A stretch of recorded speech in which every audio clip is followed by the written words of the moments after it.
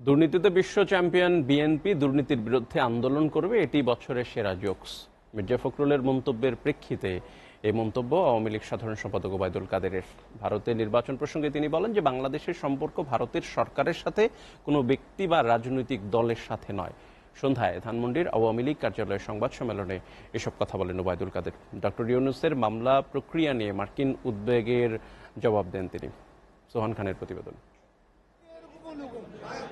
বিকেলে ধানমন্ডির কার্যালয়ে উপজেলা নির্বাচন ও সমসাময়িক বিষয় নিয়ে সংবাদ সম্মেলনের আয়োজন করে আওয়ামী লীগ।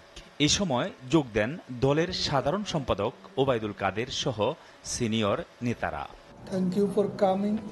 ওবায়দুল কাদের বলেন, উপজেলা নির্বাচনে 34 থেকে পর্যায়ক্রমে 38% ভোট পড়েছে। সংঘাত ছাড়াই শান্তিপূর্ণ ভোট অনুষ্ঠিত হয়েছে। কিছু কিছু বিচ্ছিন্ন বিক্ষিপ্ত ঘটনা ঘটেছে, নির্বাচন ছিল শান্তিপূর্ণ। বেনজির ও আজিজের দুর্নীতির বিষয় নিয়ে বিএনপির করা মন্তব্যের জবাবে ওবায়দুল কাদের বলেন, যারা দুর্নীতিতে বিশ্ব চ্যাম্পিয়ন তারা দুর্নীতির বিরুদ্ধে করবে আন্দোলন। এটি বছরের সেরা জোকস বলেও মন্তব্য কাদেরের।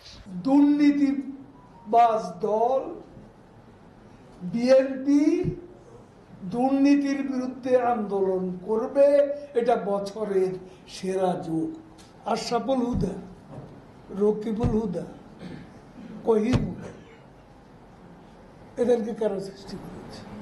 মনু আহমদ 8 জনকে ডিঙ্গিয়ে তাকে করা হয়েছে সেনাপ্রধান। এটা কাজ সৃষ্টি। মির্জা ফখরুলের এতটুকু লজ্জা করে না, নিজেরা যা করেছে সেটা এখন আওয়ামী লীগের সাথে তুলনা করছে। ডক্টর ইউনূসের মামলা প্রসঙ্গে এক প্রশ্নের জবাবে তিনি বলেন, আইন অনুযায়ী ডক্টর ইউনূসের বিচার হবে। আইনের কোনো ব্যত্যয় ঘটবে না, মামলা তার প্রতি কোনো অবিচার করা হবে না।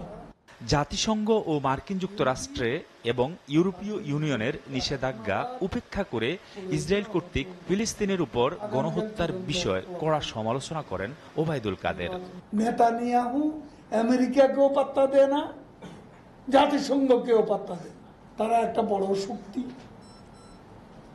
এবং তাদের সাথে আমাদের সম্পর্ক আছে। এই সম্পর্ক তারা এগিয়ে নিতে চায়। আমরাও বন্ধুত্বপূর্ণ সম্পর্ক, আমাদের অনেক ক্ষোভ বেদনা থাকার পরও আমরা বজায় রাখতে চাই। ভারতের নির্বাচনে কে এলো কে গেল সেটি দেখার বিষয় বাংলাদেশের নয়। আমাদের বন্ধুত্ব ভারত সরকারের সঙ্গে। সোহান খান, এসএটিভি, ঢাকা।